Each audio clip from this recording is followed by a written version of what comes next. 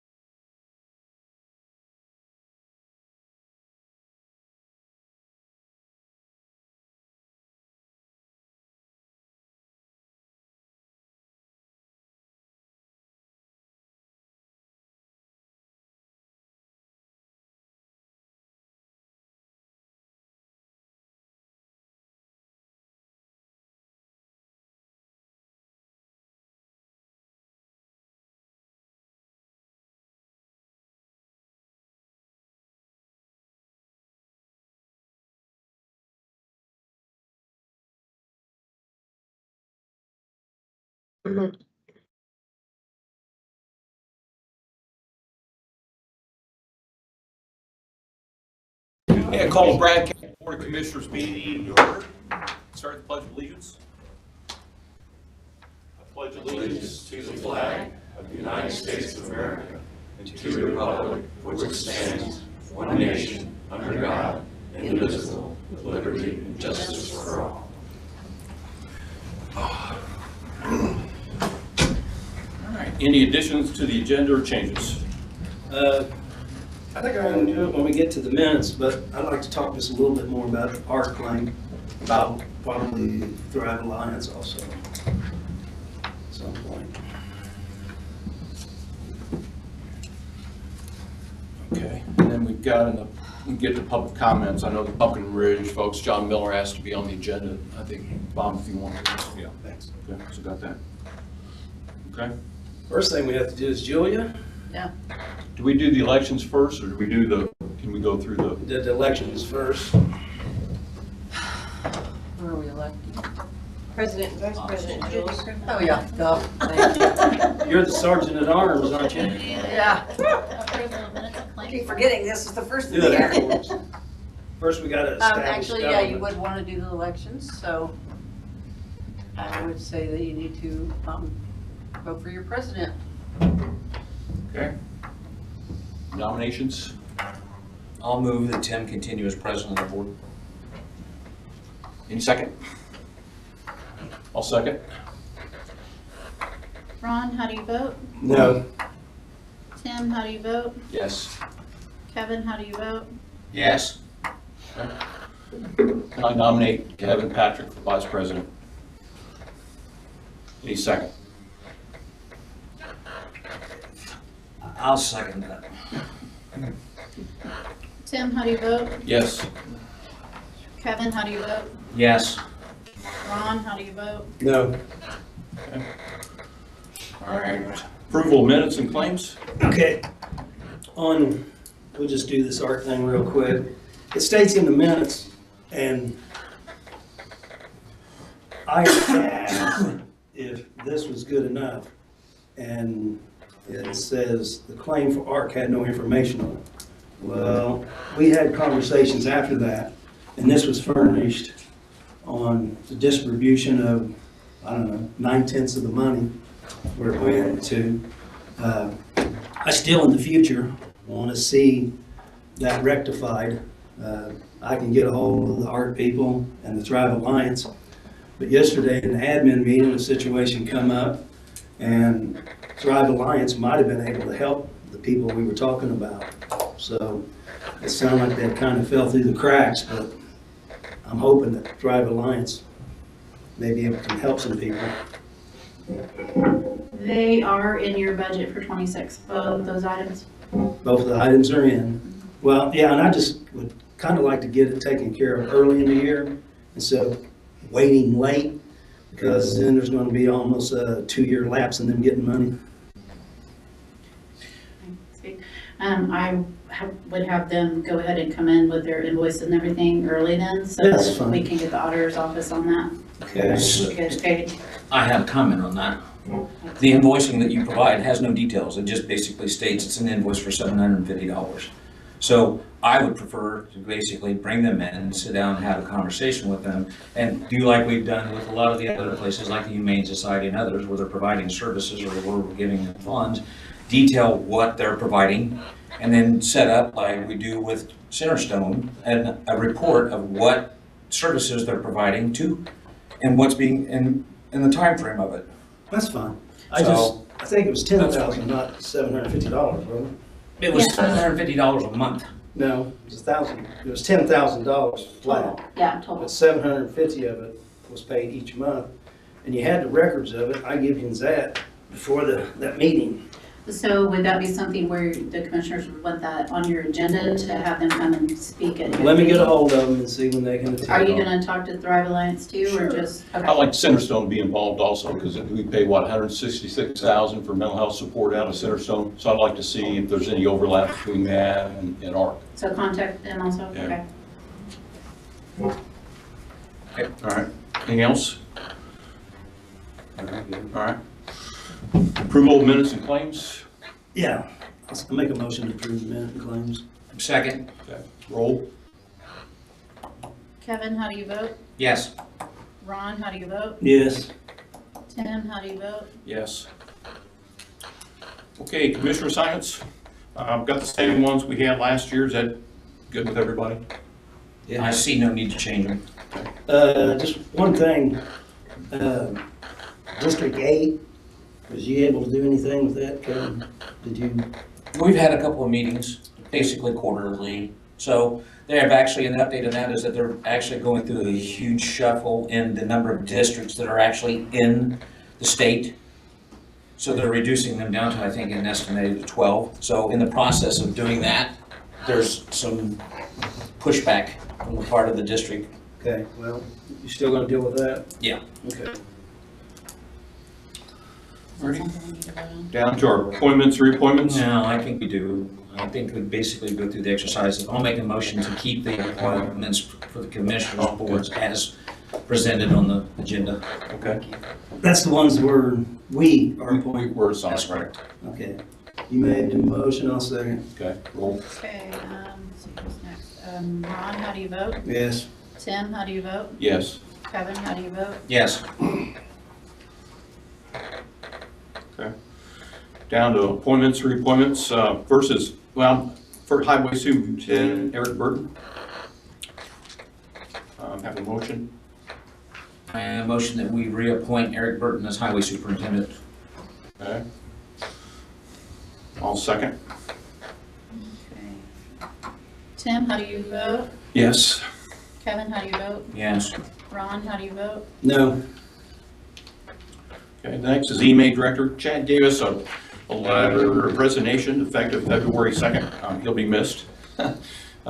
Chad was the coordinator on a lot of the weather, most of the weather-related issues we had in the county when it came to changing conditions and the tornado, the flooding, the interface with FEMA, which takes a few years off your life, the reimbursement, so he'll be missed. So again, he'll be leaving February 7th. We'll be announcing the position and going through the process to hire a new EMA director. Did you say February 2nd or 7th? February 7th. I'll give you a copy of I that. know that. I thought you said 2nd. Okay, 2nd. February 2nd? Yeah, just read it. Thanks. Okay, do I have a motion to reappoint Chad for a few I'll weeks? make a motion to appoint Chad, up to the point of his date of departure, Yeah, which, February 2nd, 2026. okay. I'll second. Kevin, how do you vote? Yes. Ron, how do you vote? No. Tim, how do you vote? Yes. Well, Teresa, this next one ought to be fresh in your mind. We talked about the 2026 budget changes. There's a working session with the council tomorrow from 9 to noon. It's going to be, looks like a full house of council, commissioners, some of the department heads. Teresa, you want to give us kind of a rundown? Right now, what we have identified was that there was $1 million worth of movement in the budget that pertains to the commissioners. We can understand some of the change, this is, you guys know. We can understand some of the changes that were made because they make sense with the IC codes and how money can be spent. There are a couple items that were inflated that don't necessarily merit the inflation. And there were several IC code items that were not included in the budget. I worked with Eric yesterday to go over his items. His was not as bad as we thought, but the three that we identified are IC codes and how we can spend money in restricted funds, so they will have to be fixed.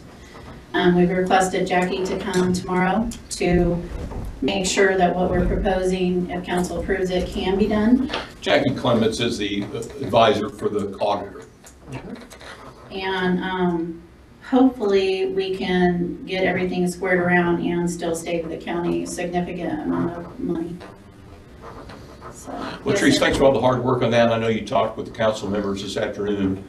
Trying to explain it, because I wanted tomorrow to be productive so that they weren't, I mean, I've sent them everything, but I wanted them to understand. Yes, sir. I keep hearing million here, million there. It's been moved around. I think it was stated that the council has $1 million, so they got plenty of money that they can, if they decide to, and it works out, to possibly buy the Nashville Police Department. Then I heard there was, I have no idea about that. So, It's not- I mean, that's. hold up. Yeah, I know. Just hold up. Okay. And then I keep hearing that you just said $1 million that got moved around the wrong way. Is that the same $1 million? No. No. Okay, so, Yeah, I know nothing about the $1 million you just brought up. okay, well, said council had $1 million. I'm trying to figure out where they're pulling this $1 million. And if it's just 1 million or 2 million or what it is. I understand that we're probably going to get the budget fixed and commissioners will probably get their money back. But there's also an issue with the highway department. Their money evidently seems to be kind of messed up. Hopefully, that can be fixed. Well, it truly hinges on what Jackie tells us we can do and what the council, because if what we're proposing can't be done lawfully, then it's all a moot point anyway, and we're just gonna have to, I don't know what we're gonna have to do. Go back in for additional appropriations? We're gonna have to, no, because it would be cash reserves we would have to tap into, so I'm not really sure. It all hinges on what Jackie tells us, and with Eric's case and his budget, his is probably gonna be the easiest to fix.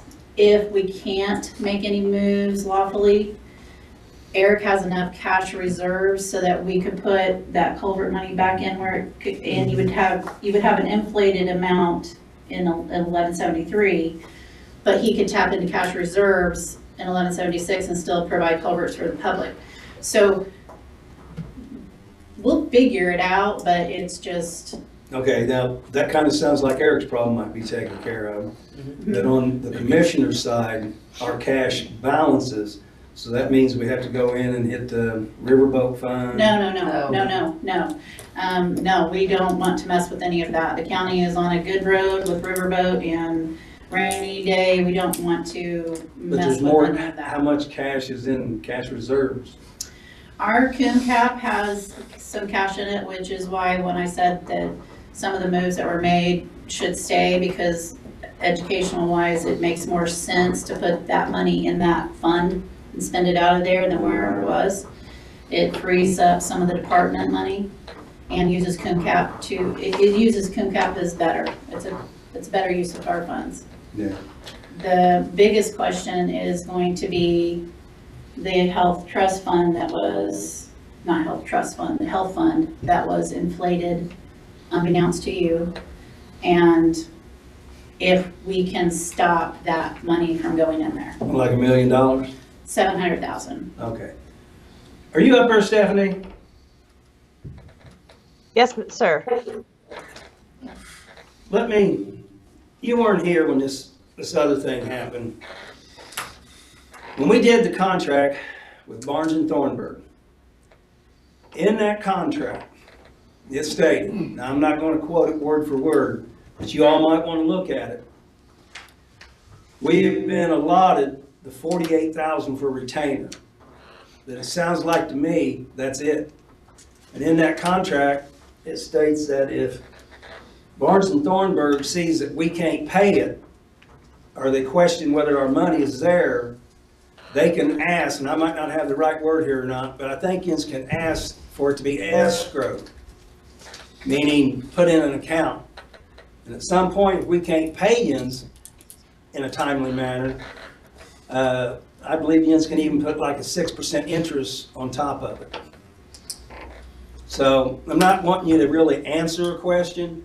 I want you to take a look at that contract and talk to your superiors and see if there's a problem, or you guys can give us a little time to get this all worked out. Will do. Thank you. Teresa, we were funded for the 48,000. Correct. That didn't change. Okay. All right. It's just all the legal bills we've been paying here lately is, every time you have to run to the county council and try and figure out where your money's at. Sorry about that. All right, let me just kind of summarize this budget process, kind of what we did. Can I see that one paper you showed me a minute ago with the numbers on it? Thank you. That's our budget. We reviewed our budget that was approved by the council and submitted into Gateway by reading. We compared the approved budget in Gateway to what we submitted on our Form 1, that's the original request. We developed a spreadsheet for each fund and then a summary recap that totals that's the $1 million, right? Totals that up, that's the changes. The changes in pro solutions was discussed with the president of the council, Pat Needlander, Julie Reeves. Now you also talked with Darren and Scott Rudd. So covered a big portion of the council, let them know what we did and how we got to where we got. And then, as you pointed out, before any action can be taken, we need advice from Jackie as to what we can and can't do, because it's not as easy as reversing the changes that were made and shifting money around. There's more legal requirements that we may have to consider. So that's part of the agenda tomorrow. Huge part. As the other department heads looked at it, they weren't informed, none of us were informed that our Form 1s were changed dramatically, what was approved was changed dramatically. So I'm assuming each department head needs to look at their Form 1, what was submitted, and I think Yeah, that is I forgot to tell the council that, but Gary or if somebody from council's here, if you guys. No one is. Aaron's here. They need, those department heads that were invited to that meeting tomorrow need to make sure they have their original Form 1s with them. Can you? Okay. okay, good. Because I know you that's sent going them to, it wouldn't do us any good to talk about these numbers without them having that information. And that's not information we're privy to because they're not our Form 1s. Okay. So, yeah. Thanks, Teresa. A lot of good work on doing that one. So to clarify too, the other part of that was the request to have a meeting with more than just one commissioner. So I don't think that we've got that worked out, so it's now gonna be a single body. Correct. In order for you guys to have a voice at tomorrow's meeting, with two commissioners there, it had to be a joint session. I just asked why that email was ignored and they did not understand my question. Okay. So, I talked to Stephanie yesterday and let her know that Nothing else. it's not gonna be a joint meeting, it's a council meeting that we are on the agenda of to discuss the budget. Right. So I just wanna make sure to clarify that, because Tim is the one that's been basically attending those meetings. And again, that's, Ron or I have not, because again, it's a conflict of quorum being present, so. Yeah, and, yeah, so you guys can't be there. But, Tim and I sat down and made the spreadsheets and went through, he listened to all of my line by line items Okay. for the whole budget. And, so I would rather have him there with me because he knows, yeah. I will admit that I'm not as in-depthly informed as the two of you are. And Teresa, it shouldn't be any surprise for tomorrow. I think we can kind of pre-brief the council. You got involved. We sent the council, the Reedy Gateway approved budget. We sent the council the Reedy, their November meeting, report where we identified DEFCON 5. And we sent them our spreadsheets with the itemized request and what we need back in the budget that you and I did. And What else? I think that's all I gave them, Okay. those 3 items. That'll be a busy meeting then, huh? It will be a busy Gonna be a meeting. busy meeting. Okay. I hope it is if Jackie says we can do what we want to I do. don't think there's gonna be a problem. Thanks, Teresa. The next item is the review of 2025 accomplishments and plans. What we're gonna do is, Bill, if you pull that up, we're just gonna scan through it and then, We had a question in the Yes. audience. I want to go back before you jump to the next one. Can I? sure. Thank you.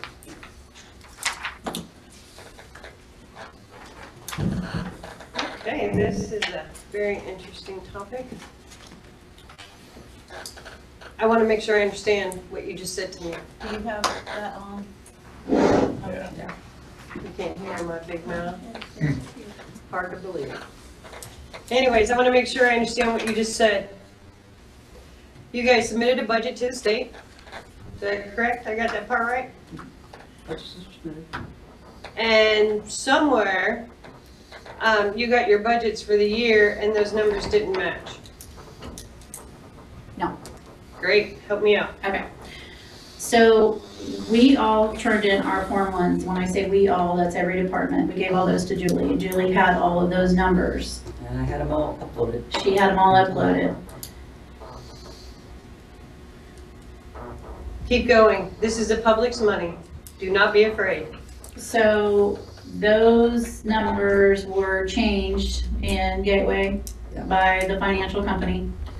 And the state then came in and made their own changes and kept the changes that the financial company made. So that is what we have discovered. So basically, My budget's all screwed up. yes. So I'm having to fix them. We're Somebody gonna- needs to be held accountable. Julie, who is it? Well, according This to is the timelines, public's money. we know that, but and according to timelines and submissions and the way things were handled, it's a timeline, things were submitted when they were supposed to. I mean, I can't answer your question totally, I can tell you what I know, the rest of it's above my head. But, we looked into what you're saying, and every timeline was met. I get that. I guess my first question is gonna be, is how a consultant had access to change your budget numbers. Yeah, that, thank you. That was actually a mistake. They should have had just reading issued only, and it was actually they had access to. And then they were given the okay to enter things into Gateway, but not by me. By whom? Council, Yeah. council. All of council? This is No. the public's money. The public has a right to As know long as we what say has council, that happened. should be We're still sufficient. fishing all of that out. I mean, we're still teasing all of those questions you have. They're very good questions. They are. And I- We The are public still- has a right to know these answers. Exactly. That's why we're saying DEFCON 5. This is a problem. I'm not We're saying DEFCON identifying 5. the problem, and we are having a special agenda tomorrow to identify that and get more of your questions answered. Yeah. Because we don't know either. I have another question. Is it a crime? Not so far because of the timelines. Yeah. The fact that you had a consultant able to adjust these budget lines, is that a crime? So Not when I gave him access. You gave it to him? I gave him access. I didn't realize I gave him access to put it in there, but I gave him access. Thank you for being honest. You're welcome. Mrs. Mitchell, let me see if I can put this in layman terms to where, see if I'm correct here. Everybody thought they were on the same page with the budget, okay? And Julia thought that was the numbers they were uploading. But at some point, they changed the numbers A and consultant. uploaded it, and county council Approved approved it without reading it again. They thought they were voting on the one they'd been working on all that time. They didn't, I believe, well, she's shaking her hand. Well, I you can mean, we explain don't it. know. We can't say what they were thinking, right? So I mean, I don't want you to throw that out there. Well, I don't want to speak for them. Yeah, either. I don't want to speak for them That's either. fine, you can ask them, but Yeah. I was just saying, that's what it looked like to me. They thought they was doing the same thing, and it That's very good. changed. Yeah, that's a better That's statement. actually, yes. And it changed. They didn't change, it changed. And they So- weren't aware of the change. So all of this explains, I don't know if you remember the October meeting where Julie came in and she said, hey, our budget, me and Jackie discovered is $360,000 off. Yeah. That is the product of this to. And that was a true statement. Well, let me just say that, everybody makes mistakes. This was a big one. Well, well, for us is the commissioner's office, for us, what it did was it helped us understand what coom cap is. I mean, we have been, for years, this county has had things in budgets for the departments that absolutely did not need to be there, which explains all of these cash balances that we've never been able to use. So for us, huge eye-opening. I wish they would have included us to educate us rather than us finding out the way we did, but now we know. Yeah. This whole thing with Jackie's question about the $700,000, if we can capture that cash before it gets into the health fund where it gets trapped, that will be huge. It will help the county with their salary.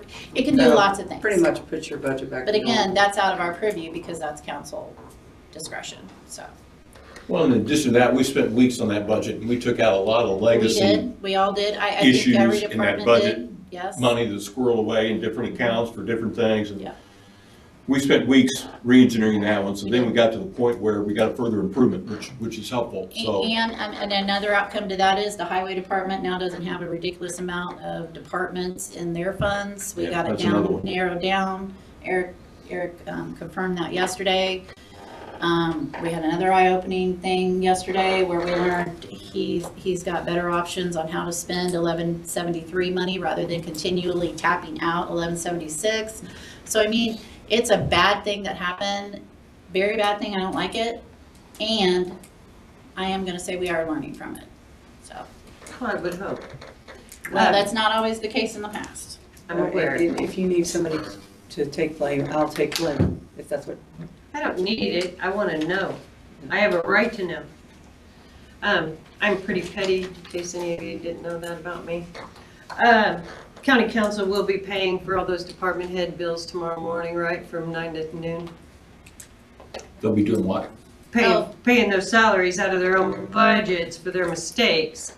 They're gonna pay for this. Like I said, I am petty. I don't Okay. think you can That call can't happen somebody like into a That's not meeting good, in yeah. a department and do that. I don't think we can't do that. Can you have them reimburse the commissioners for the expense then? Submit it as a claim. Jerry, Why it's do just, we need to it's go down just, that it's path? just a mistake that we work through, that's all, and try not to repeat as a future. So, anything else? No, thank you. Thank you. All right. 2025 accomplishments. What we did is we sat down and kind of brainstormed, went through a list of everything that happened of the year. I think the Bragg County Democrat does a super job of summarizing our meetings and their articles. And also, if you look on the website, that's where you can sign up to get the agendas regularly. We put minutes and links to audios and stuff there. So a lot of information as to what we do. So what I want to do, Bill, if you pull that up, I just want to scan through this. We're just going to spend a few minutes and kind of hit the highlights and go through the year and then some of the priorities for next year. If you look at the meetings, I guess what's new, I guess, for this group of commissioners is we have an admin meeting every week. And that's where we go over the agenda. That's the focus, is what are we going to cover? And we want to be as efficient as we can be at these meetings, do as much preparation individually that we possibly can so they're kind of efficient. So that's what we do on that one. The monthly meetings you're probably aware of. We have two. First one's an admin meeting, no major votes there. And then the third Wednesday is at 6, and that's where we make the votes. On the new, we're having a new working group that's going to follow this meeting at 3:30. It's a management internal control program. It's kind of a working group. We're just starting. Ed volunteered. I've got another volunteer.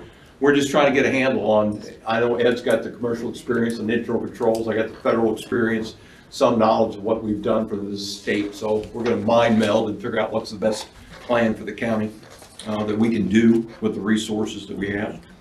Executive sessions with attorneys, we meet second Wednesday of every month on that one. We go over issues, policies, resolutions, ordinances.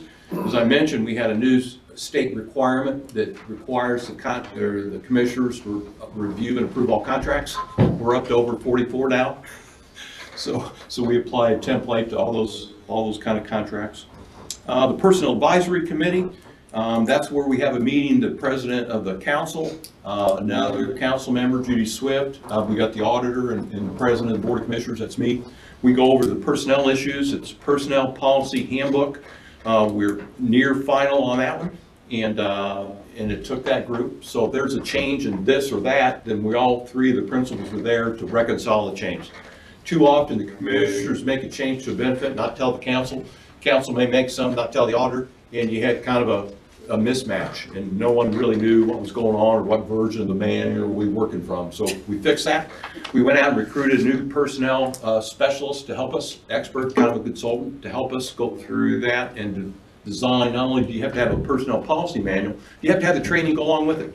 And that was a huge gap this year on great. A lot of confusion as to what version of the personnel manual we're working on, and absolutely no training for new employees, for on the manual, for different aspects of personnel policies, and it's kind of a fresh year. So we're tackling that one if we get funded.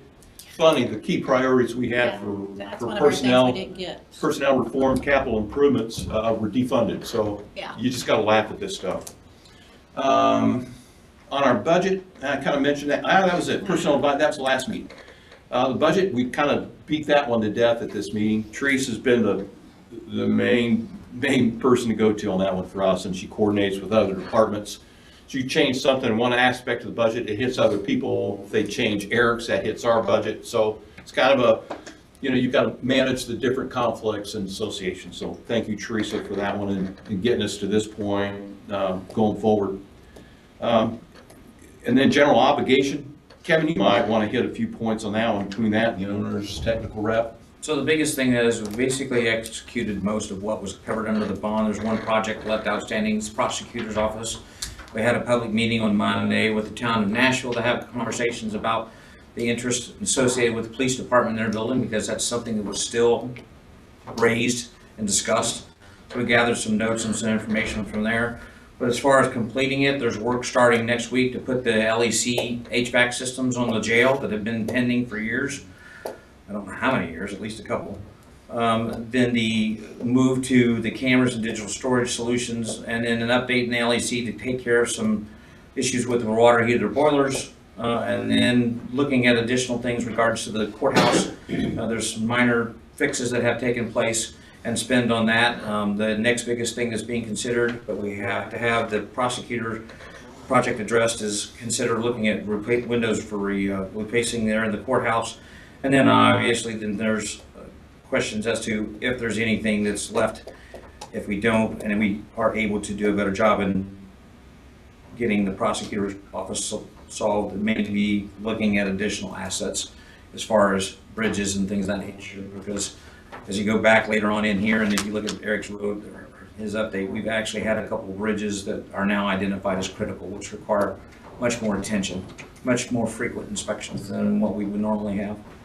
So, and then obviously the last part of that, which is covered, is the firewall that was replaced in our system, desktop replaced, which was part of IT, and then the backup system that was replaced as well. So, Hit quite a bit there. technical rep.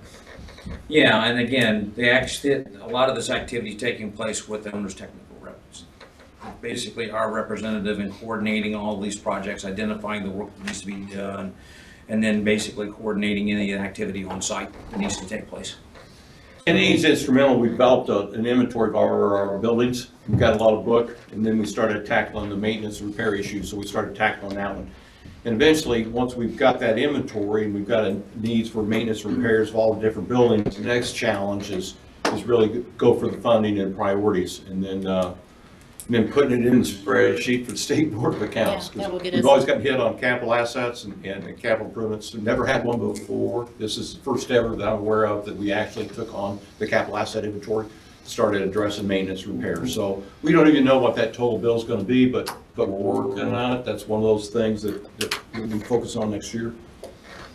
On the legal, I mean, it's been pretty busy with we found a lot of ordinances were out of date. We found a lot of ordinances, a lot of issues that should have had an ordinance. And wow, we've just, there's got to be at least a dozen of those surprise things that we needed, that we had to get legal advice on and support. So it's been pretty intense, especially the contract reviews being the biggie. We're still on that one. We got to figure out the scope. So if we got to review and approve all contracts, now it's like, okay, at what dollar limit? You know, what authority do you give a manager, and what authority do we need to commissioners? And no matter what you do, can we sustain it? Is it something we can execute without worrying about it? Because one of the issues on internal controls, if you have a policy, you need a checklist to make sure you're executing policy. So when the State Board of Accounts comes in and say, hey, we got it, here's our policy, they go down and say, okay, well, does anybody know you've got a policy? Are the key players, do they know? Are they doing what they're supposed to do to make sure you're meeting the requirements of your policy? So major change culturally. We're going to take it a step at a time and take those issues that we got repeat findings from the State Board of Accounts and address those first, and then kind of work to other areas. If you're familiar with the issues we may have had with the surveying thing, that was another issue. That's not even covered by the state on internal controls for the surveyor's office. So that's something that you know, we might look at as well when they develop a new ordinance for that. So a lot of workload involved in that one, but critical thing is that, as you're well aware, critical thing to have in an organization. And the one thing I found in the federal level, it's not only the financial side, which is what the state focuses on. They just focus on financial controls. On the federal side, they focus on operations as well. So any area that spends taxpayer money, guess what? You know, they want to see your mission and functions. They want to see your procedures. They want to see your outlines. They want to see your internal control, and they want to see an annual review that you're doing that. And that's fine. If you've got a gap, you don't notify it, identify a corrective action plan, and send it forward. So a little more robust in the federal side, but you're dealing with more money. So anyway, we'll figure out what works for the county. Again, with the resources that we have, and maybe reach out to get even more volunteers that have accounting backgrounds maybe, but that's going to help. What else? New hires. IT director was new, and then we kind of changed the job descriptions in the commissioner's office. And we split one of the duties on the commissioner's office between the auditor and between the commissioners. So when it comes to payroll and benefits, that's back in the auditor's realm where it used to be historically. So it kind of made no sense if you're managing timekeeping, but yet you've got somebody managing your benefits over here. It's huge. Those two go hand in hand. And so we fixed that, plugged that gap, and then that frees up time for the assistant we had in that position, and that's what we call a shared resource. So when other organizations are short somebody, it would need a temporary help or this or that, then we have a shared resource, we can share with those other departments. So that's kind of the first official shared resource position description we've had in the county. So that seems to be working out so far pretty well. Position description changes, that's another huge thing. We had to update all the position descriptions and we improved them. What's new for the county is those include classifications. So even though that system has been around the federal side and state side since about the 1950s, it's kind of new to the county where we had 35 pay grades. We kind of eliminated those pay grades. We called classifications. The classification has a pay band. So now we're in the process that pay band affects salaries. So now we're in the process of integrating that system in, and that will have its challenges as well. You can almost guarantee it, but Got to be open for next year. this is a start. Yeah. So we're doing that. So if you're a clerk, your pay scale is that. So it's called classification. So we approve the descriptions, we approve the classifications, it's on the description, but the council approves the money. And I know on the federal side, we always got, by law, they always went back and did those salary comparisons, and always said the feds are underpaid, and Congress said, thank you very much, here's what we're paying based on available money. So that's how that process works.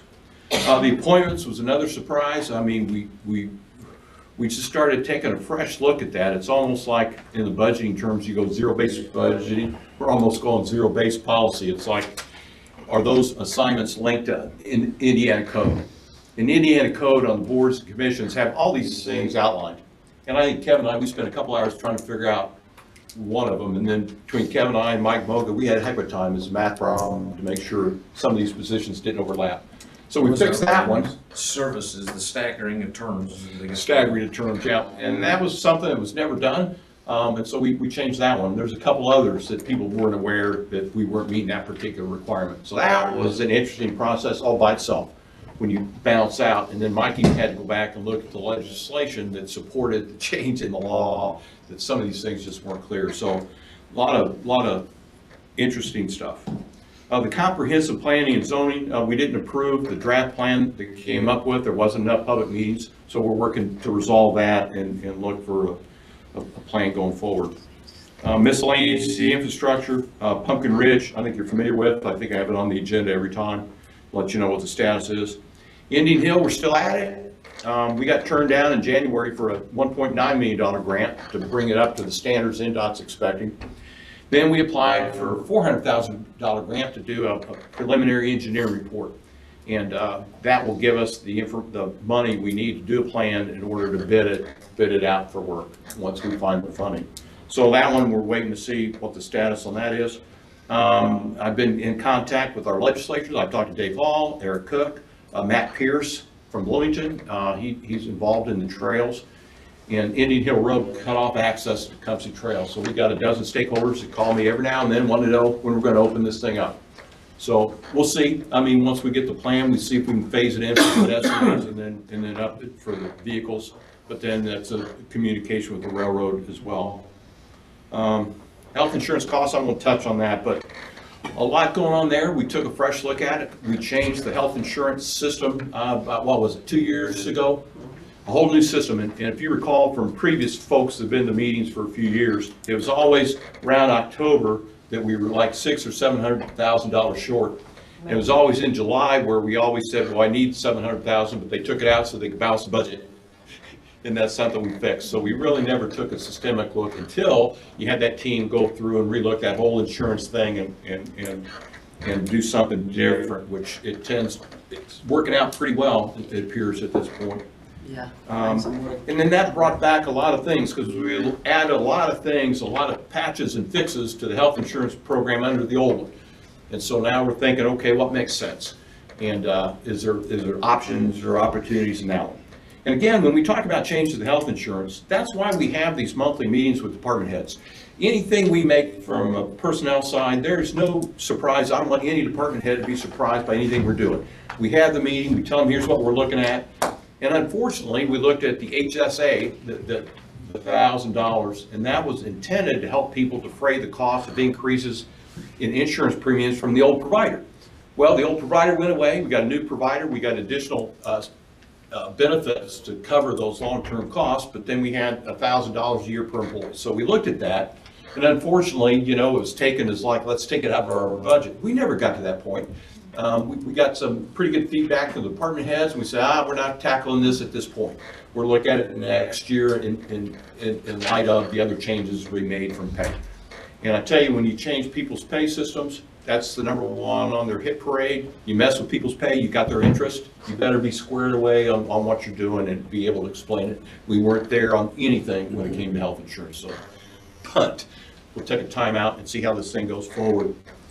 So, Yeah, and then, just a list of the remainder of those, if you go down through there, there's quite a list, but a lot of it's been basically focused around contract and putting in ordinances and you capturing talking about the things. capital And improvements? the other, no, Yeah. I'm talking about the other aspects of it, because one of the first things we dealt with was Combs Road. Oh, that was a fun As one. far as going through the exercise, that one of the first things that we also did this year was actually taking our yearly bidders that we supply with us and put them under contract. So there was a lot of work taken to capture the actual agreement and what the scopes were and deliveries to us. The other aspect of that was an interlocal agreement that had been not addressed with regards to the sewer waste, as far as sharing the asset, as far as the building where solid waste and the garage are. So that was clarification done and renewed there. Redistricting was a big part of that. We had been out of balance with regards to our council districts. Those are required by populace selection. So we brought ourselves within compliance with the redistricting we did, and those new maps were passed earlier in the year. And then other aspects relating and working on ordinance related to credit cards, courthouse parking ordinance, and then, like you said earlier, contract reviews. And after we sat down and actually took a great look at this, there's a lot of capital improvements. A lot of that happened with regards to highway along with the other one. So sewer station update with regards to the town of Nashville, replacing obviously the Bridge at Country Club Road, doing the paving for the detour related to the Bridge at Country Club Road, actually getting ourselves in good position in a federal grant, which is not easy to get, for Elkinsville Bridge replacement.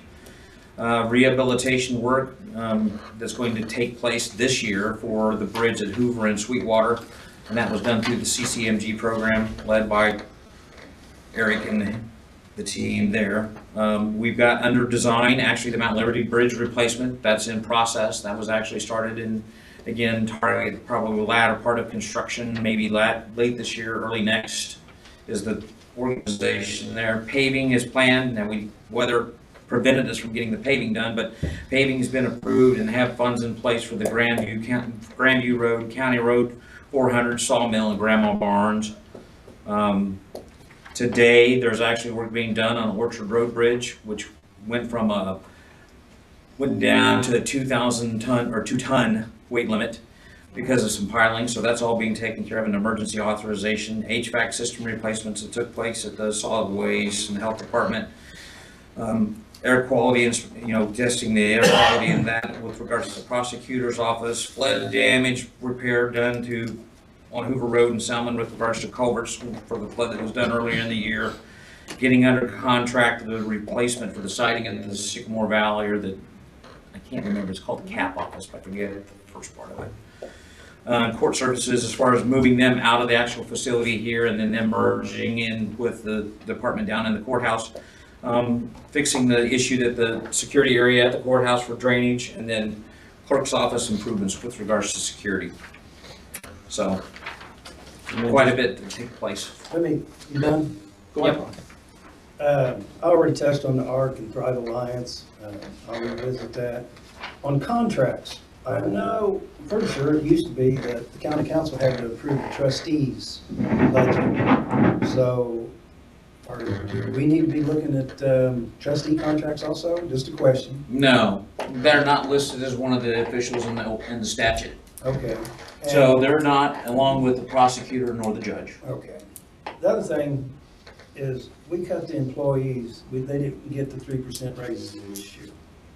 If we had the money, I understand that we thought we were in dire needs, and that was probably the reason it didn't get it. But this coming year, I think it would be time to put it back on there, just raising something. We can go down that path, but again, that's a council decision. That's fine, but they need to, I mean, if the money was there to cut, the inflation raise, and I talked to some people, and they said they were never even notified about that, and that was just recent. And you tried explaining this to me, but I'm still just dunce on it, about why we cut the retirement for 4 people for 10 months, and then reinstated it in October. I don't need an answer. I just thought that wasn't really good. That's not bad. I looked at the prosecutor office yesterday after leaving the meeting, and I told Jens that there might be some room to add on to the front of the building. Mhm. I just stepped it off, I thought there was 8 or 10 feet there. I walked it off, and I think there's about 10 feet in the front of the prosecutor's office before you actually get into the parking lot. So if this don't work out with the town, I think we can go forward enough. 10 foot's enough for an office width, I think, and then the length of the building. And then if you go up to the roof, you could probably raise the roof out, depending on what pitch you put on it, provide more space, or you might even want to put a whole nother floor up front. I don't know. I think there's something we could look at if, it comes down to it. We have the money to do something there, and that's what the money was borrowed for. I originally said if we weren't going to use that money, we should send it back to the bank and give the taxpayers a break. The LEC on the AC units, that's been going on ever since I've been here. Yeah, so it's been a long time. Originally, we had a number of $640,000, but basically we didn't have any money. That was the case on a lot of this stuff, like the water heater, the boiler and all that. Once we actually got some money, then you can do things when you actually have money. But the AC, that $640,000 didn't originally include crane, and it didn't include the startup. I think it was like $2,200 a unit for startup, the units, but that is actually included in the current contract that they're getting ready to execute, I think, starting Monday at the jail. So they've already been on site doing some preliminary coordination activities. So the 12th, they're actually going to do the first day of prep, meaning just on site, bringing equipment and that kind of thing. And I think the first set of 4, they're looking at 4, we're facing 4 units, 2 on Tuesday and 2 on Thursday. That's good. I almost thought that they could accomplish it all in 2 weeks, but this time of year, that's going to be hard to achieve. Yeah. I don't know if they're going to leave a crane on site or not, so. And then we've also been working on the CAP office and community corrections. We've been working on that. Some things got slowed up. Money, for one thing, moving the community corrections down to the courthouse, and then everybody wanted to get more bids, at least 3 bids. And in the end, we still ended up using the original contractor. And, but anyway, it's been a lot. Hold on. Thanks, Ron. I just want to confirm one other thing too, is that the sheriff, our representative, our technical rep, Dan. confirmed this morning, Dan, with the sheriff, that he'd basically gone to and all of the personnel on site had been processed and confirmed. That was one of the key things with regards to the start of that project. I seen something in an email about the tools. They wanted confirmation of the tools that they brought in there. Yeah. That nothing gets left behind. Right. Don't want no prisoners escaping. Thanks, Ron. Just summarize it. Goals and initiatives for next year, some of the priorities, the capital asset policy. That's a repeat finding by the State Board of Accounts will take on. Then the capital improvement plan budget, again, is a goal. I'm assuming we get funded. Personnel contract support, another one, another priority for us is not only the policy, but the training goes along with it. Again, we expect that to be refunded.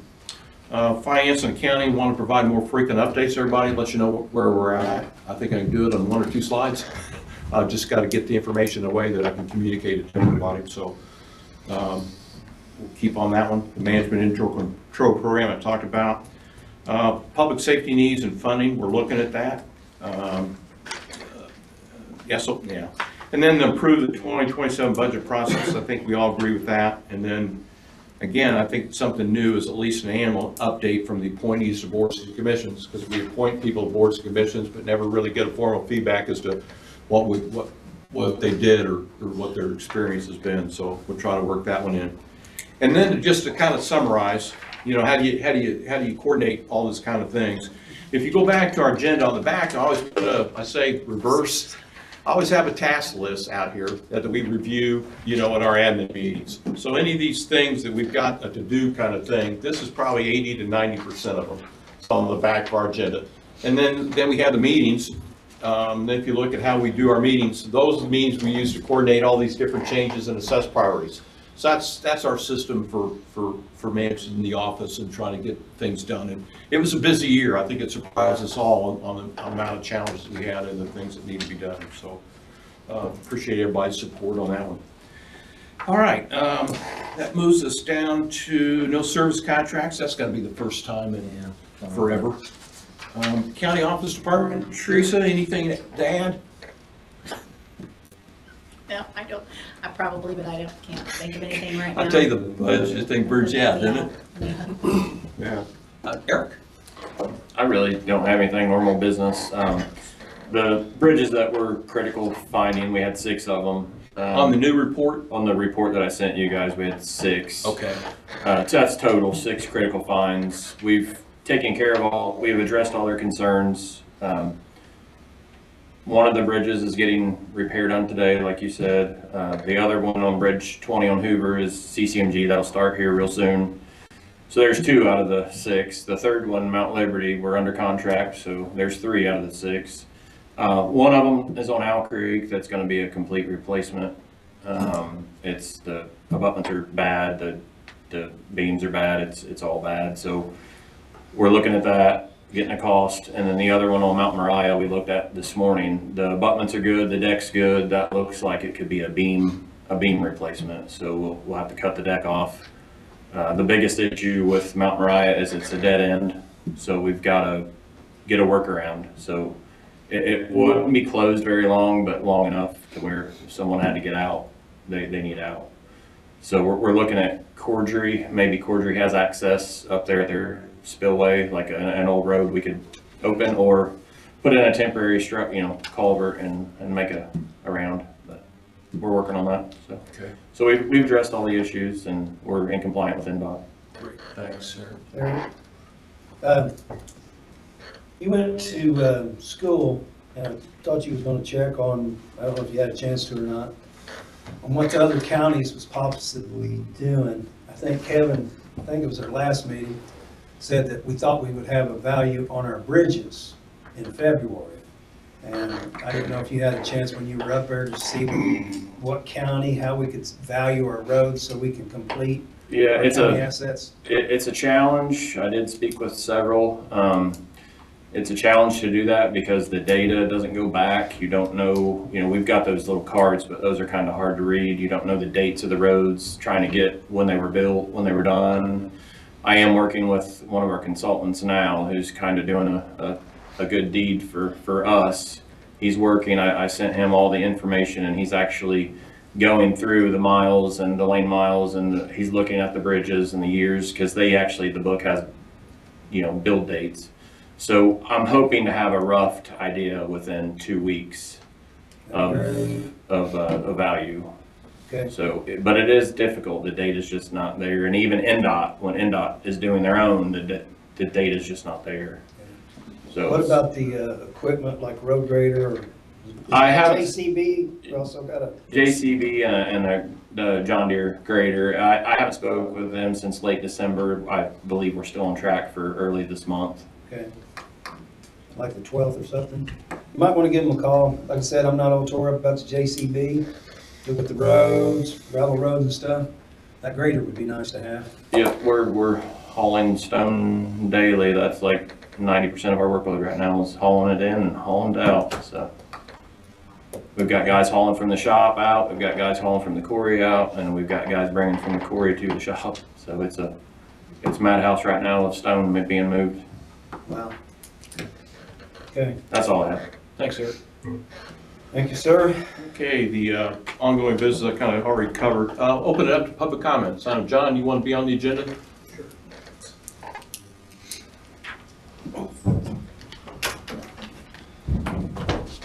Appreciate it. Appreciate all the work everybody's doing. There's a lot going on. My name is John Mueller. My property is on Hoover Road. I border Pumpkin Ridge Road. And what I wanted to address was, among other things, I guess, is just really regarding Pumpkin Ridge Road. There's been a great deal of discussion and input on this issue. Clearly, DNR and NDOT would have ripped an $8.4 million monstrosity through there with no consideration to the residents and local inputs. It was residents that pointed out the serious flaws in the initial project. Through this all, Commissioner Patrick has seemed to be in favor of this project at all costs. I've asked a couple of times why that's the case. For whatever reason, I never got an answer to that. I think I've maybe have some insight into why that may be. Commissioner Patrick's family has a logging company, and in my opinion, this clearly puts the commissioner in conflict with state forest projects and tendered logging contracts, either through their family companies or those they work through. DNR has made it clear that Mountain T will be timbered again based on controlled burns historically and recently. This is inevitable. It's been confirmed by DNR. And I asked Commissioner Patrick to recognize this conflict and recuse himself from the vote on that Pumpkin Ridge Road project.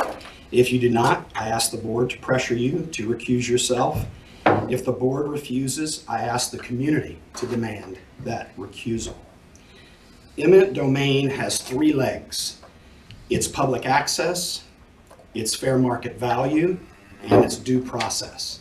And in my opinion, this conflict threatens due process in this case. I'll leave it at that. And I'll make a motion that Patrick recuse himself.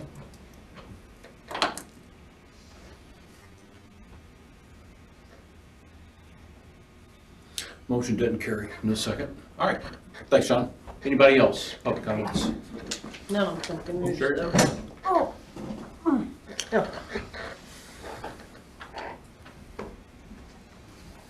It's not about Pumpkin Ridge. Is that okay? We talk about something else? Tim, I'm going to publicly tell the world that what you've done in your first year has been pretty amazing. They were things that we talked about for 5 years. So congratulations. It's awesome to see that, and I think you're cleaning it up quite nicely. Thanks, Sherry. Got a lot of help. Trust me. I mean that. A lot of help. I mean, we talked about it every day for 5 years. So, thanks. Especially the internal controls, the SOPs, the excess monies going into health insurance, and on and on and on. And of course, the elimination of that dog tax, which I asked for multiple times. So, thank you. Okay, so enough of that sugar. Let's get to the salt. I want to know why it is that we continue to look for a new prosecutor's office when the entire reason for getting a new prosecutor's office was asbestos and mold, which Kevin, thank you for testing, and is not there. So why do we continue to move forward, especially knowing we have such critical issues in Eric's department? I mean, you know, I'm sure the prosecutor would like a little more elbow room, but I'm sure the residents would like to be able to get back and forth to their homes. And I also understand that council has passed something, I'm assuming a resolution, on how to spend this budget. The 4 million, sorry, the go bond. Was that a resolution? Outside of governed the by an LAC and the courthouse. I understand it's governed by an ordinance, Kevin. I've read them multiple times. Both. This ain't that There's first two time. ordinances. This ain't that, ordinances in the county, or do you mean the Two state? ordinances in the county, one created by the council and one created by the commissioner's office. On how to spend that money, specifically outlined? Well, ordinances can be changed. They absolutely can. If you did it, I can undo it. And if the public's priority is critical bridge work, I would think that you should take a look at it. Sure, we made no decision on the prosecutor's office But you had a meeting on Monday, I did watch. with the Nashville police to see if that building is gonna be available. And that money's not coming out of the gold bond. That source, if the Nashville Police Department becomes available, that money has to be found elsewhere in the budget, not from the gold bond. Correct. Yeah, it can't be used, it's, And if that falls through, we'll look at all the options concerning the prosecutor's office. There's no decisions made, there's no detailed analysis on any of the options, so it's premature. That one, our first step is to figure out the prosecutor's office, Nashville PD. And until we get that decision, that triggers. Where are you other looking? things. Pardon me? Why are you looking? For A new office for the prosecutor? the space, more Elbow space. room? It's more space, more security, more meeting rooms to fit how they Conduct work. their business. Ted reviewed that, we looked at it from a maintenance standpoint, he said it fit his requirements ideally, security's nice, the parking around it is nice, is a benefit. So there's a lot of pros to making that a prosecutor's office if all the different hoops or different requirements could be met by other ways, and we just don't know, we're just looking at it as an option. there was one other thing, Sherry, on that too, was storage. If I they heard. got a different building, it would help with the storage of the I heard. jail. Yeah. But I watched that meeting 3 times. And I specifically remember you saying, Kevin, that there was allocated $2 to $2.5 million in the GO bond, which is what you call it, to buy this new building, No, to build a building to build it. or renovate a building. Never was it mentioned buy. I see. But obviously, GO bonds can be used for real estate purchase. Not this one. Are you sure Not- about that? Yeah. Yes, ma'am. Had it looked at by our attorney. Yeah. Okay. So, you would have to take out a new loan then of some flavor No, or? basically it would be going through the Cash? exercise and conversations and looking at what's available in cash reserves if it is. Okay, so if you don't do that, then how do you allocate the other 2.5 million? So as it stands with that ordinance right now, if any of that money is to be spent outside of the project list, so the project list has to be completed first. So all the work that we've done to date has been doing that with the law enforcement center, with the courthouse, with regards to IT. The one remaining is the prosecutor's office. And then we, as a county, and I don't know the intricacies of this is a question for council. Council specifically designated that the prosecutor's office is one of the projects that must be completed, and that money must be used on it before anything else can be considered. And again, ordinances can be undone just as easily as they were made. I don't know that that's as easy as you think it is with regards to a bond. It's not- Pretty sure. So anywho, another question I had was, did you say that we just cited Sycamore? No, we have not cited Sycamore. We are under contract to have it fixed. Am I crazy, or that was like 2 or 3 loans ago that we were gonna fix that according to Diana Biddle? Am I nuts? I swear that was on our list. We Julia, finally do got you the- remember? We finally got a new roof on it, We got it- Sherry. Yeah, we Yeah, did we the roof did. last year. I was thinking the siding was on there. No, I don't think we decided it. we haven't cited it. It may have been on a former. I wanna say it was Might have actually been on one the of the former. projects on a I mean, I can go back and previous look at one. capital improvement bond. It very well could have been. Could have been. Lord. Okay, thanks. Let me Sure. jump back in here for a second while we're still on the topic of Pumpkin Ridge. And you gave me an explanation the other day, Kevin. If you could share the explanation with the people from Pumpkin Ridge, I'd appreciate it. But what I've been seeing is there's been something like 300 NDOT projects canceled. And I seen something about the governor saying that he wasn't going to follow the same agenda as Eric Holcomb did. And you, I believe, told me the other day that $8 million wasn't NDOT's money, that it was DNR money. That's correct. So it's DNR that's paying for the $8 million. So you guys already knew that? Did you understand that? We were told by DNR that they requested NDOT improve the road. That it's not NDOT's money, it's DNR's money. Is that correct, Kevin? That's correct. Yeah. Because if it's DNR's money, then with all these projects by NDOT being canceled, that may not even be affected or even on the radar up there. Does DNR have eminent domain privileges? NDOT does. But it's not an NDOT project, you just said. NDOT's the project manager for the road. The funding's coming from DNR. Then I get back to my question, and DNR have eminent domain Correct? privileges. Correct. Huh. Sorry. Okay. Bob, or I think you're next. Dwayne? Yeah, Dwayne Parsons, Alcohol and Tobacco Commission. You were talking about appointments earlier. How are you coming along on the Alcohol and Tobacco Commission? Have you got anybody on the roster to look at, or? Don't believe so. And it was advertised, as I recall. Yeah, it's- Correct. Okay, I'll try and help you if I can. Okay. You've got Ross Benson on there now as an appointee. I don't know his intentions. I haven't talked to him. I'll see him Okay. on I think the 26th is our next meeting. And you spoke very briefly about you'd like to, I think, if I understood right, you want to be more kept abreast of what the appointees are doing. And my agendas that I get from the state always come tomorrow, always about a day after the Wednesday. I get them on Thursday, so I try to deliver them to you three. And although you didn't appoint me, I tried to, as a courtesy, give them to you three and to Teresa. I was appointed by the council, and I give them all one too. So is there anything else I can do on my end to keep you better informed? No, we appreciate that, Dwayne. That's one of the exceptions on reporting, you know, and you do a super job on doing that. I Thank think you.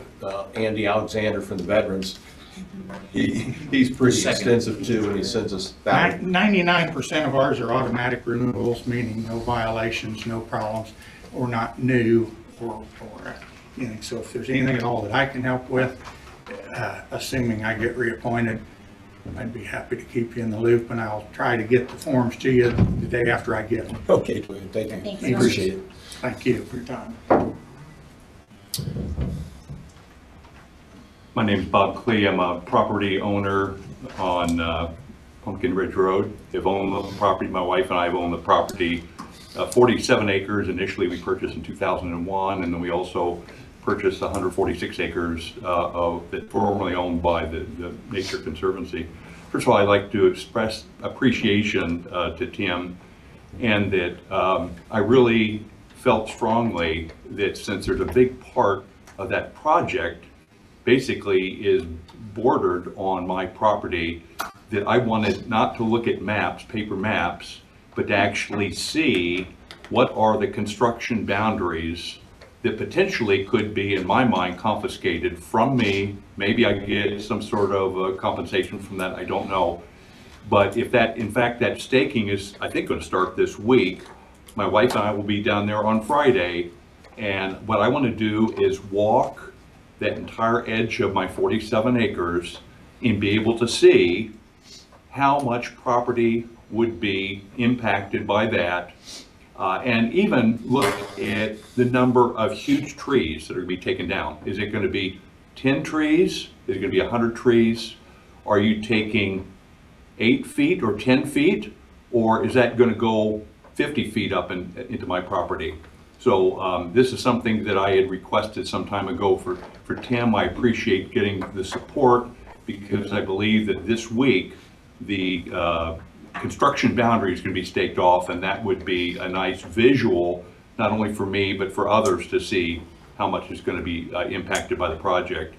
Secondly, and related to that point, I went and sent a note to Tim as well, and I said, you know, I remember when we bought the property, someone has said that there are septic system is located just to the north of Pumpkin Ridge Road. And I had sent a note to Tim and also Nick Bata, who I've been somewhat critical of in the past and not being very helpful or responsive. And I say, I'd really like to find out where my septic field is. You know, the tank, the finger system, and so on. So I know whether or not this project is going to basically impact my septic system. And so Nick, to his credit, he said, look, I know that information, the septic permits and so on, are down at the health department. And so he went the extra mile and not just said, here's the number that you call. He actually contacted and sent me the original septic permits that were filed back in May of 1993. So some 20 plus, 30 plus years ago, right? And an interesting thing, just as a visual, you probably can't see this, but it stunned me to find out that here is our home. Here is a initial septic tank, a $1,000 tank, and here is the line, the sewage line that goes from that tank all the way through and under Pumpkin Ridge Road. And in fact, found out that the finger system is on John's property. Wow. Now, who designed that? Why did that make any sense? I have no idea. No idea, but just to read you a comment from Nick, he was going to consult with some additional people in terms of the septic field and so on. And here's just a sentence I'll read to him. If indeed the septic line crosses Pumpkin Ridge Road as it appears, it will almost certainly be in conflict with the project. An appraiser would need to get estimates from local septic tank contractors, and using those, compensate you to hire one to install the new system fully on your property. This would all need to happen prior to any construction, and you will be involved in those discussions. So first of all, I'm glad that I raised the issue. I appreciate, Tim, your support, and because initially my request was just to stake that off, but now we've got even a better outcome to really identify whether or not that entire line would need to be relocated. And I know there's a lot of pressure to get on with the project, but he's saying you can't start doing work on Pumpkin Ridge Road until we understand, right, that, and it's going to impact my septic field. One final comment I would make, I appreciate John pointing out a potential conflict of interest. I spent my entire career with Eli Lilly and Company. I'm not an attorney by background. I do have a master's in business. Spent my entire career with Lilly working around the world. And a lot of my experience was in human resources, and routinely we dealt with issues like conflict of interest. Kevin, what I understood John to say is that your family has got basically a logging business, is that correct? That's correct. Do you have any direct or indirect compensation with your family business? No, I do not. You do not?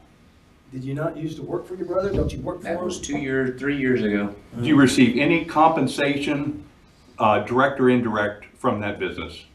When I worked for him after I got here from California in 2017 and 2018. I thought you told me at one point that you actually do still run a timberjack from time to time. That's not happening now? Do not. Have not ran it since 2020. But you would not view this to be a potential conflict of interest in terms of you making a vote on whether or not to proceed with the project, and the outcome of that project could be timbering a bunch, not only of the property along the road, but then access into Mount Tees Straight Forest. You don't see it's a conflict of interest that your brother could potentially bid on those? It's a bid process. Sure, but you don't see that as a conflict of interest that your brother in bidding on that, and you having a decision on whether or not that project would proceed?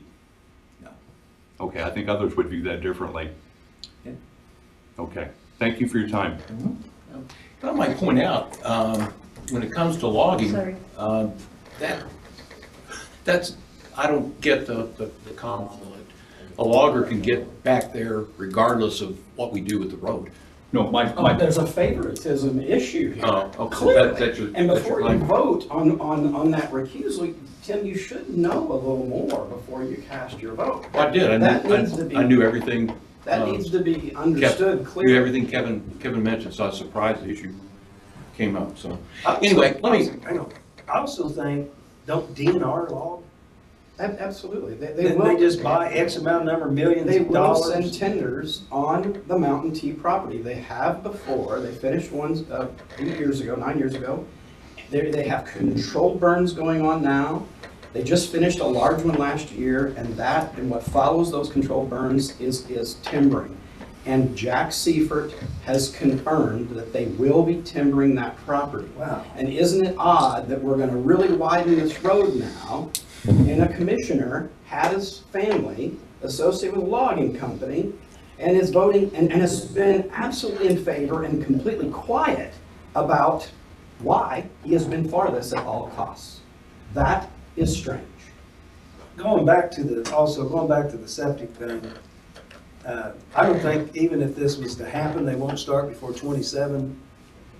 Because on septics typically here in this county, I'm not saying that it would affect yours exactly, but most of the time that work's done in the fall when it's really dry.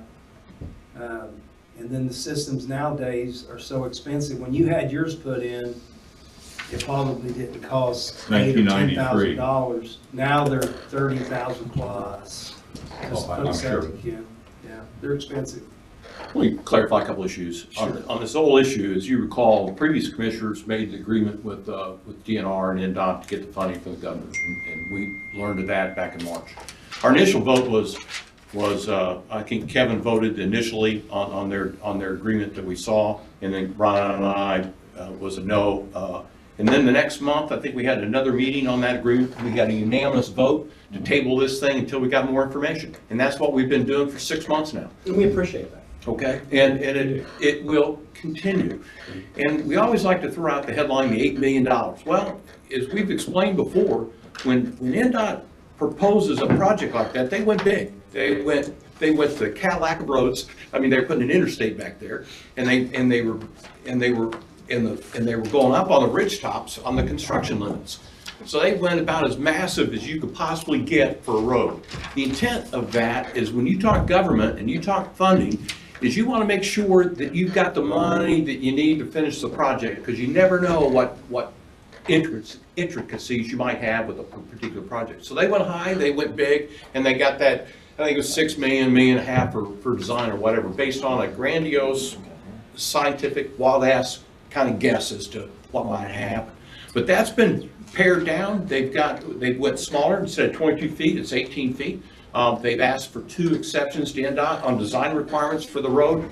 And again, when we talked about that, when it talks to land, the construction limits may be one thing, because the requirement from the residents is we want to be able to transverse that road coming and going, so it has to stay open. Well, if you're improving a road, but yet you want to keep it open, they're going to have to add additional land to put a road in there so you can get in and out.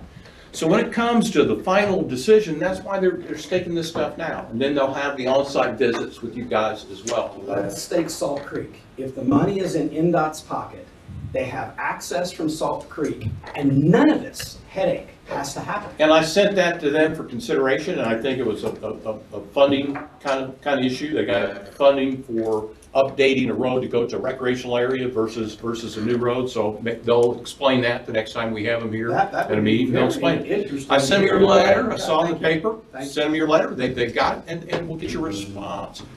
And so we don't have a final plan. When we talk about cost, we don't know what it's going to cost. Until we get that final plan and that final design, then we have a cost. And then the other option came out and says, well, the county ought to do it. Well, don't have a plan. And if the county was to do anything with that road, guess what? Eric would have to have a plan as to what we're going to do. And so we're not there. We don't have the data yet. We don't have the information. And we don't make a decision until all the information's there. And we're in no rush, said that. We've been at this since March. And, you know, I update you guys on the agenda. I put it on the agenda every month. So there's nothing new. There's not gonna be surprises. And Bob, thank you for the kudos to Nick. I think I loved the information he provided. I think initially we had a communication thing with the emails and addresses, and that's a perennial problem in this county. I think we fixed that. Yeah. Nick's been great for us to work with. When I ask him stuff, he responds, and same way with the NDOT team. So, it's all getting to the point where we're collecting the information you need to tee it up and then make a decision. And we're not there yet when it comes to all the information. So appreciate the input, appreciate the concern. I hear you. But again, we have our attorney online. We talk all this stuff with our attorney. We have monthly meetings on this stuff. So don't think conflict of interest is going to be relevant to this particular case. So anyway, that's where we're at. But it's DNR money. NDOT is managing the project. Correct, it's not their funds, correct. Okay, open that up to legal. Stephanie, anything? Hold on. Typically, we ask if there's anybody in the audience that has anything else. they want to say. We just went through that. Anybody else? Y'all done? Going once? Going twice? Done. Stephanie, talk to us. No update. Okay, all right, thank you. Motion to adjourn. Okay, second. Meeting's adjourned.